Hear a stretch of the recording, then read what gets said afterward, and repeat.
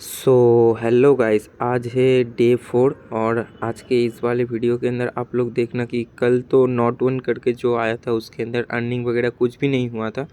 तो आज इसीलिए मैंने क्या किया ना, ये वाला जो पेज रहता है रिजर्व में जाके इधर थोड़ा ज़्यादा ही टाइम वेट कर लिया। वेट करने के बाद मैंने जो कंफर्म बटन है वो क्लिक नहीं किया। उसके बाद मैंने एक बार बैक कर दिया। बैक करने के बाद जब कलेक्ट पे आया तो इधर आ गया था। तो शायद कल थोड़ा नेटवर्क इशू कुछ भी हो सकता है, इसी वजह से कल कोई भी अर्निंग नहीं हुआ था मेरा। तो आज $2.87 का अर्निंग हुआ।